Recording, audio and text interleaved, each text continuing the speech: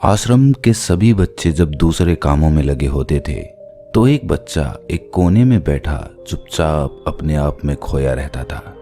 वो अक्सर किसी से ज्यादा बात नहीं करता था। आश्रम की सभी जिम्मेदारियां पूरी करने के बाद जहां सभी बच्चे पूरे दिन की घटनाओं की चर्चा करने लगते, वहीं पर वो शांत रहने वाला बच्चा एक बरगद के पेड़ के नीचे बैठकर ध्यान करने लगता। सभी बच्चों को आश्चर्य होता था क्योंकि उसका कोई दोस्त नहीं था। वो अक्सर आश्रम में अकेला ही घूमता रहता था। ये देखकर उसके गुरु को बड़ी प्रसन्नता होती थी। उसे लगता था कि कोई तो है आश्रम में जो मौन यानी कि चुप रहने की ताकत को समझता है, उसके महत्व को समझता है। आश्रम के बारे में जब भी कोई जरूरी निर्णय लेना होता वो उसकी राय जरूर लिया करते थे, लेकिन यही बात गुरुजी के एक दूसरे शिष्य को बड़ी खटकती थी। वो गुरुजी का प्रिय शिष्य बनना चाहता था, इसीलिए वो गुरुजी के सामने दूसरे बच्चों के कामों में कुछ न कुछ कमियां निकालता रहता था, जिससे गुरुजी उसे महान समझने लग जाएं। अक्सर वो अपनी जिम्मेदारियां पूरी तरह से निभाने का दिखावा भी करता, चाहे उससे कोई सलाह ना भी मांगे, लेकिन फिर भी वो उन्हें अपनी सलाह देता रहता था। वो बहुत वाचाल शिष्य था और आश्रम के दूसरे सभी बच्चों में बहुत प्रसिद्ध भी था, क्योंकि वो सबसे हंसी मजाक करता रहता था, उनसे दिन भर बातें करता रहता था। इसीलिए उसकी सबसे दोस्ती हो गई थी। लेकिन जब आश्रम के गुरु उसकी राय न लेकर दूसरे बच्चे की राय लेते थे तो ये बात उसे बड़ी खटकती थी। उसे ये लगता था कि वो उस दूसरे बच्चे से ज्यादा बुद्धिमान है, लेकिन गुरुजी फिर भी उसकी तरफदारी करते हैं। ऐसा नहीं था कि गुरुजी को उस वाचाल शिष्य के स्वभाव के बारे में पता नहीं था, लेकिन गुरुजी उसे अपने तरीके से सीख देना चाहते थे, ताकि उसकी ज्यादा बोलने की आदत, दिखावा करने की आदत, दूसरों में कमियां निकालने की आदत हमेशा हमेशा के लिए खत्म हो जाए और वो मौन रहकर ध्यान की गहराइयों को छू पाए। असल में हर सच्चे गुरु की यही इच्छा होती है। वो किसी तरीके से उस वाचाल शिष्य को एहसास कराना चाहते थे कि चुप रहने से ही उस असीम सत्य को जाना जा सकता है। उस विराट का एहसास चुप होकर ही किया जा सकता है। एक दिन गुरुजी को एक तरीका सूझा। उन्होंने आश्रम के सभी बच्चों को अपने पास बुलाया और कहा कि मैं तुम सभी को दो दो हिस्सों में बांटकर अलग अलग गांव में भिक्षा मांगने के लिए भेज रहा हूं, और जो भी दो बच्चे सबसे ज्यादा भिक्षा मांग कर लाएंगे उन दोनों को आश्रम की सभी जिम्मेदारियां निभाने का मौका दिया जाएगा। अपनी बात जारी रखते हुए गुरुजी ने बताया कि भिक्षा मांगने से हमारा अहंकार खत्म होता है, इसीलिए हर शिष्य पूरे मन से भिक्षा मांगे। कोई भी इस काम को औपचारिकता में ना ले, वरना तो वो अपने जीवन का बहुत बड़ा ज्ञान खो देंगे। आश्रम के गुरुजी ने जानबूझकर वाचाल शिष्य और चुप रहने वाले शिष्य की जोड़ी बना दी। वाचाल शिष्य के मन में सिर्फ एक ही बात चल रही थी कि इस बार उसे मौका मिला है और इस बार वो गुरुजी को दिखा देगा कि वो चुप रहने वाले शिष्य से कितना ज्यादा प्रतिभावान है। दोनों शिष्यों ने आपस में अपनी सहमति से निर्णय लिया कि दोनों गांव के अलग अलग कोनों से भिक्षा मांगना शुरू करेंगे, ताकि भिक्षा मांगने का काम जल्दी खत्म किया जा सके। चुप रहने वाला शिष्य हर द्वार पर जाकर अपने हाथ जोड़कर अपना भिक्षा का पात्र उनके सामने कर देता।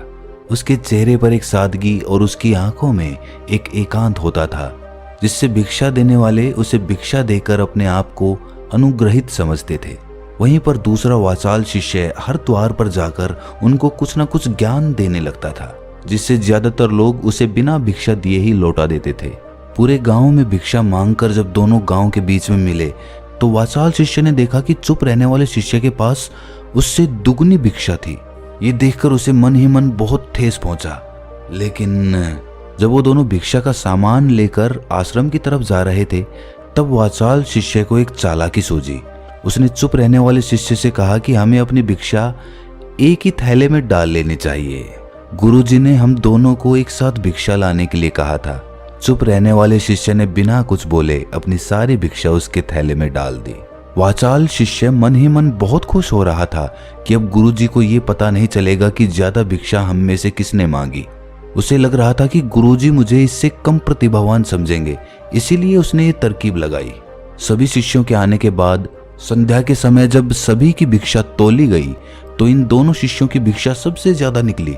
गुरुजी ने इन दोनों का अभिवादन करते हुए आश्रम के सभी बच्चों के सामने उनकी पीठ थपथपाते हुए उन्हें मुबारकबाद दी और कहा कि मैं आश्रम का कार्यभार तुम दोनों को नहीं सौंप सकता, इससे आपसी मतभेद होने का खतरा रहता है। इसीलिए तुम दोनों में से जो ज्यादा भिक्षा लेकर आया है, आश्रम की जिम्मेदारी उसे ही सौंपी जाएगी। जब उन्होंने उनसे पूछा कि तुम में से ज्यादा भिक्षा कौन मांग कर लाया था, तो वाचाल शिष्य ने कहा कि गुरुजी, मैं इससे दुगनी भिक्षा मांग कर लाया था, लेकिन मुझसे एक गलती हो गई कि मैंने वो दोनों भिक्षा एक ही थैले में डाल ली। मुझे नहीं पता था कि आप ऐसा निर्णय लेने वाले हैं, वरना तो मैं अपनी भिक्षा का थैला अलग ही रखता। इस पर गुरुजी ने चुप रहने वाले शिष्य से पूछा कि क्या तुम इसकी बात से सहमत हो? क्या तुम इससे कम भिक्षा लेकर आए थे? ये सुनकर चुप रहने वाले शिष्य ने कहा कि गुरुजी, मेरे पास ऐसा कोई साधन नहीं है जिससे मैं ये साबित कर पाऊं कि मैं इससे ज्यादा भिक्षा लेकर आया था। असल में ये उल्टा बोल रहा है। दुगनी भिक्षा मैं लेकर आया था, ये मुझसे आधी भिक्षा लेकर आया था और इसी ने ही मुझसे भिक्षा एक थैले में डालने की बात कही थी। आश्रम से कुछ दूरी पर एक पहाड़ी थी जिसके पीछे सूरज अभी अभी संध्या के समय ढल रहा था। गुरुजी को तो पता था कि सच कौन बोल रहा है, लेकिन बाकी बच्चों के सामने सच साबित करने के लिए उन्होंने उन दोनों से एक सवाल पूछा कि पीछे पहाड़ी पर तुम्हें क्या दिखाई दे रहा है? ये सुनकर वाचाल शिष्य झट से बोल पड़ा कि गुरुजी, पहाड़ी के पीछे सूरज अपना रंग बिखेर रहा है, आसमान में लालिमा छाई हुई है, ये बहुत ही सुंदर दृश्य है। वो तो और भी बहुत कुछ कहना चाहता था, लेकिन गुरुजी ने उसे चुप करते हुए दूसरे शिष्य से जवाब जानने के लिए जब उसकी तरफ देखा तो उसकी आंखों में आंसू भरे हुए थे। श्रद्धा, भक्ति और प्रेम से उसकी आंखें भर आई थीं। गुरुजी को उससे पूछने की जरूरत ही नहीं पड़ी। गुरुजी ने सभी बच्चों को संबोधित करते हुए कहा कि मैंने सवाल किया था कि पहाड़ी के पीछे तुम्हें क्या दिखाई दे रहा है। ज्यादातर लोगों को यही दिखाई देगा कि ये एक बहुत सुंदर दृश्य है, लेकिन मजे की बात यह है कि सुंदरता बोलकर नहीं बताई जा सकती, उसे महसूस किया जा सकता है और सामने वाला उस सुंदरता को आपकी आंखों में देख पाता है। चुप रहने वाले शिष्य की तरफ इशारा करते हुए गुरुजी ने कहा कि असल में सुंदरता इसी बच्चे ने देखी है, दूसरे बच्चे ने सिर्फ सुंदरता की व्याख्या की है, लेकिन इसने वास्तविकता में उस सुंदरता को महसूस किया है। अपने आप को ऊंचा दिखाने की सभी कोशिशें नाकाम होती देख वाचाल शिष्य वहीं पर फूट फूट कर रोने लगा।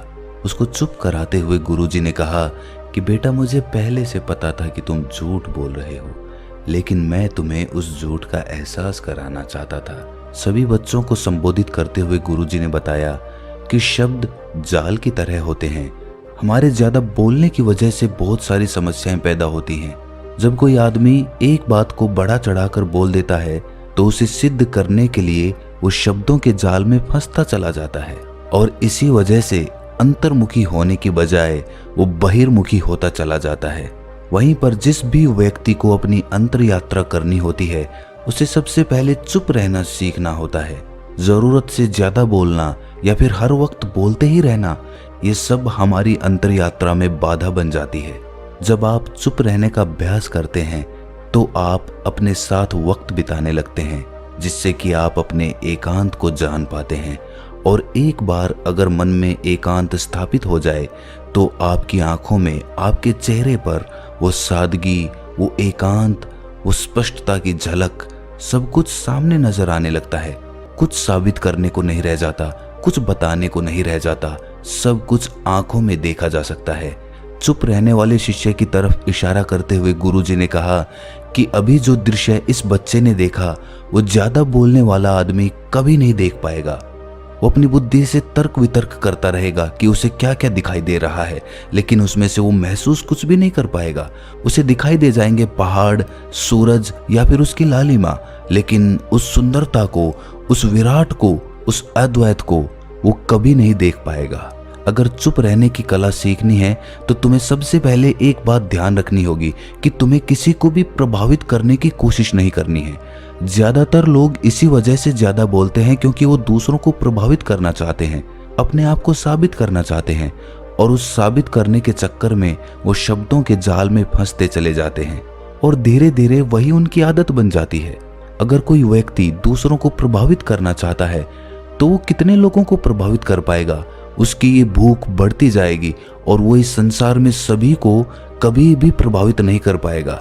इसीलिए ये समझने की बात होती है कि बहिर्मुखी होने की बजाय हम अंतर्मुखी होकर अपने आप को समझ सकते हैं। अपनी बातों को खत्म करते हुए गुरुजी ने अपना आखिरी संदेश दिया। उन्होंने बताया कि अगर कोई व्यक्ति ज्यादा समय तक चुप नहीं रह सकता तो उसे थोड़े समय से अभ्यास करना चाहिए, दृढ़ संकल्प लेकर किसी व्रत की भांति दिन में कुछ समय या फिर हफ्ते में कुछ समय या फिर एक दिन चुप रहने का अभ्यास जरूर किया जाना चाहिए। इससे हमारी चुप रहने की आदत धीरे धीरे खुद ब खुद पनपने लगती है, क्योंकि एक बार जब हम चुप रहने लगते हैं तो हमें चुप रहने का आनंद पता चल जाता है। उसके बाद हमें प्रयास नहीं करना पड़ता, बल्कि हमारा मन आनंद की तरफ अपने आप बढ़ता चला जाता है। चुप रहने की कला सीखने के बाद आपकी बुद्धिमानी और आपकी स्पष्टता दोनों में बहुत ज्यादा फायदा होगा। वास्तविकता में जिसे दर्शन कहते हैं वो मौन रहकर ही किया जा सकता है। इसके बाद सभी बच्चों से कुछ समय चुप रहने का संकल्प लेकर गुरुजी ने अपनी बात खत्म कर दी और सभी बच्चे रात्रि का भोजन करने के लिए एक साथ भोजन कक्ष में पहुंच गए। तो दोस्तों, कैसी लगी ये कहानी आपको कमेंट सेक्शन में ज़रूर बताना, और अच्छी लगी तो इस चैनल को सब्सक्राइब ज़रूर कर लेना। तो मिलते हैं किसी अगली कहानी में, तब तक के लिए अपना ख्याल रखें।